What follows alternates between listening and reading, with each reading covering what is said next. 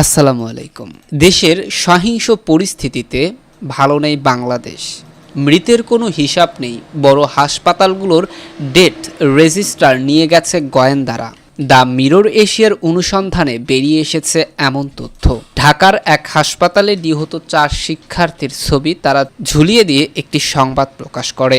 ঢাকা শহরে গত কয়েকদিনে আইন শৃঙ্খলা রক্ষাকারী বাহিনী ও ছাত্রলীগ যুবলীগের হামলায় কত মানুষ মারা গিয়েছে তার কোনো হিসাব নেই। বিভিন্ন হাসপাতালের মৃতদেহ তালিকাভুক্ত করার খাতা দিয়ে গেছে আইন শৃঙ্খলা বাহিনীর সদস্যরা।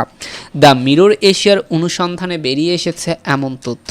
দ্য মিরর এশিয়ার একাধিক সংবাদদাতা সোমবার ও মঙ্গলবার ঢাকার প্রধান হাসপাতালগুলোতে অনুসন্ধান করে মৃতের সংখ্যা সম্পর্কে একটি ধারণা নেওয়ার চেষ্টা করেছে। এসব হাসপাতালের কুইক রেসপন্স টিম ও মর্গের কর্মীদের সঙ্গে আলাপ করে জানার চেষ্টা করেছে গত কয়েকদিনে কতগুলো মৃতদেহ হাসপাতালে আনা হয়েছিল। নিরাপত্তাজনিত কারণে হাসপাতালের এসব কর্মীদের নাম দ্য মিরর এশিয়া প্রকাশ করছে না।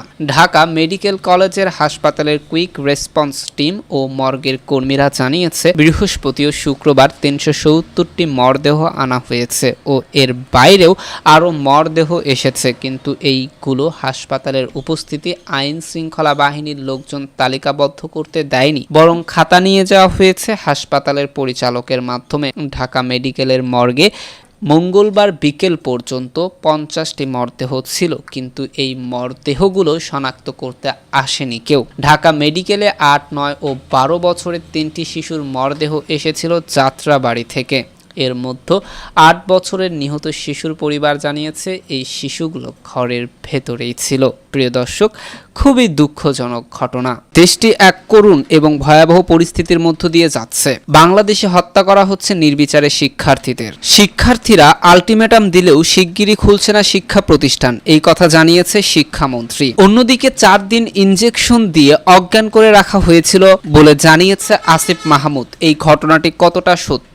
শিক্ষার্থীরা কিন্তু এখন এক নির্মম পরিবেশের মধ্যে বসবাস করছে। চারদিকে শুধু গুলি, আগুন আর সন্ত্রাস ছাড়া কিছুই নেই। আমাদের নতুন প্রজন্ম এদের থেকে কি শিখবে জানি না, তবে দেশের যে পরিস্থিতি তাতে বোঝা যাচ্ছে দেশটি আর ভালো নেই। দেশটি হয়ে গেছে ক্লান্ত। ডিএমপির বিপ্লব কুমার বলেছেন, সরকার এত সহজ জিনিস নয় যে ধাক্কা দিলেই পড়ে যাবে। অন্যদিকে এতটা গুলিবর্ষণ করা হয়েছে ঢাকায়, যেখানে প্রত্যেকটি মহল্লায় গুলিবিদ্ধ একজন করে হলেও মানুষ আছে। আজকের খবরগুলো একদম চাঞ্চল্যকর এবং খুবই কষ্টদায়ক। ভিডিওটি না টেনে পুরোটা দেখার অনুরোধ রইল।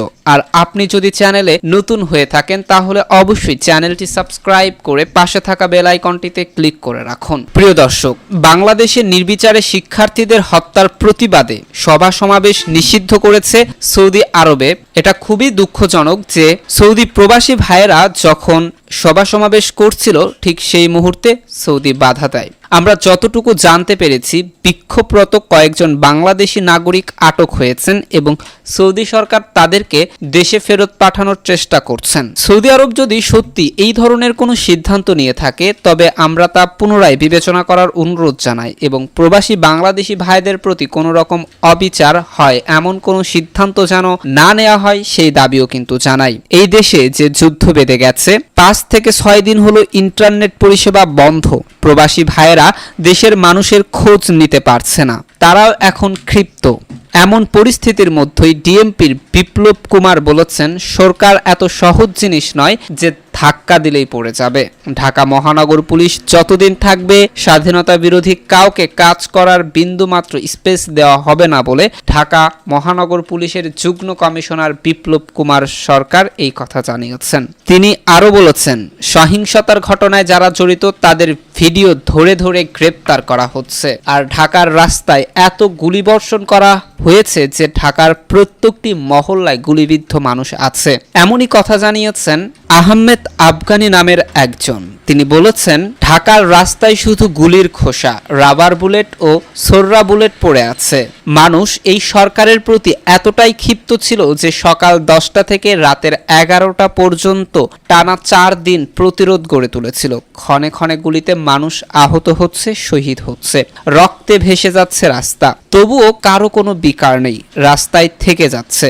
গুলির তীব্রতায় পালিয়ে দেওয়ালের আড়ালে যাচ্ছে, আবার ফিরে আসছে রাস্তায়। যারা আন্দোলনে সক্রিয় অংশগ্রহণ করেননি তারাও তাদের বাড়ির গেট খুলে রেখেছিল জালিমের বিরুদ্ধে জিহাদে অংশ নেওয়া লোকদের হেল্প করার জন্য। তিনি আরও জানান, আমার চোখের সামনে শুধু যুবকরা আহত হয়নি, বৃদ্ধরাও তাদের জীবন বিলিয়ে দিয়েছে। শুধু তাই নয়, নারী ও মধ্যবয়স্ক নারীরাও বিজিবির নিক্ষেপকৃত বুলেট হজম করেছে। তারপরও নারীদের পানি ও টুথপেস্ট বিতরণ বন্ধ হয়নি। একটা অভ্যুত্থানের সাক্ষী হলাম, সর্বস্তরের জনগণের স্বতঃস্ফূর্ত অংশগ্রহণ দেখেছি। প্রিয় দর্শক, এটি তো গেল মাত্র একজনের কথা। দেশে খুবই এক ভয়াবহ পরিস্থিতি বিরাজ করছে। চারদিকে রাস্তাঘাট বন্ধ, সেনাবাহিনীতে ভরপুর ঢাকার রাস্তা। এরই মাঝে খবর পাওয়া যায় 4 দিন ইনজেকশন দিয়ে অজ্ঞান করে রাখা হয়েছিল আসিফ মাহমুদকে। বৈষম্য বিরোধী ছাত্র আন্দোলনের অন্যতম সমন্বয়ক আসিফ মাহমুদ অভিযোগ করেছেন, শুক্রবার রাতে তাকে তুলে নিয়ে যাওয়ার পর আন্দোলন স্থগিতের ঘোষণা আদায়ের চেষ্টা করে আটককারীরা।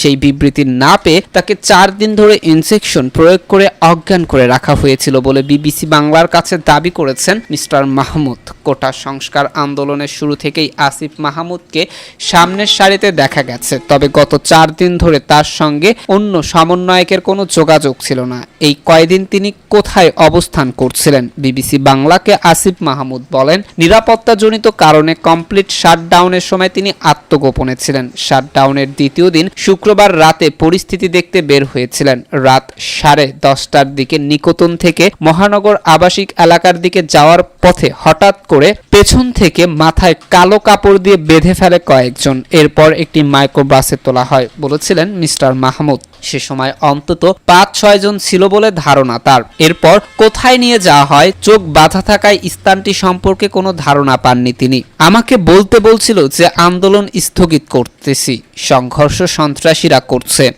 একটা ভিডিও বার্তায় ধারণ করার চেষ্টা করা হয়েছিল, কিন্তু সেটা দিতে চাননি বলে জানান আসিফ।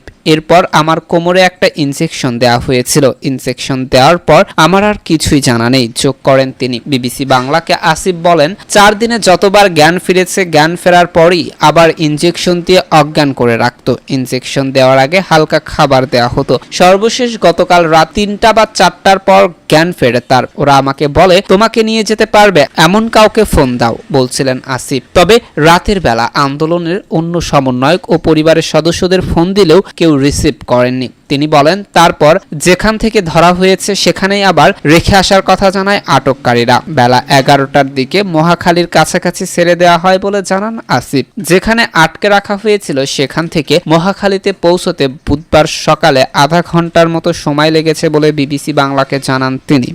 ছাড়া পাওয়ার পর পরিবারের সদস্যদের সঙ্গে দেখা করে বর্তমানে একটি হাসপাতালে চিকিৎসাধীন আছেন বৈষম্য বিরোধী আন্দোলনের অন্যতম এই সমন্বয়ক। বিবিসি বাংলার সাথে কথোপকথনে তিনি আন্দোলন চালিয়ে যাওয়ার কথা বলেছেন। এর আগে আন্দোলনের অন্যতম সমন্বয়ক নাহিদ ইসলাম অভিযোগ করেন যে তাকে চোখ বেঁধে তুলে নিয়ে শারীরিক ও মানসিক নির্যাতন করা হয়েছে। ডিবি পরিচয় কোনো একটি রাষ্ট্রীয় বাহিনী তুলে নিয়ে যায় বলে অভিযোগ করেন তিনি। যদিও মিস্টার ইসলামের এই অভিযোগের বিষয়ে বিবিসি বাংলার পক্ষ থেকে পুলিশের সাথে যোগাযোগ করা হলে তারা জানান যে তাকে আটক বা ছেড়ে দেওয়া সম্পর্কে তারা কিছু জানেন না। সোমবার রাতে বৈষম্য বিরোধী ছাত্র আন্দোলনের 2 জন সমন্বয়ক আব্দুল হান্নান মাসুদ ও মাহিন সরকার সংবাদ সম্মেলন করে বলেছিলেন তাদের 4 জন সমন্বয়ক নিখোঁজ আছেন। যে 4 জন সমন্বয়কের নিখোঁজের কথা বলা হয়েছিল তারা হলেন আসিফ মাহমুদ, আব্দুল কাদের, রশিদুল ইসলাম রিফাত ও আবু বাকের মজুমদার।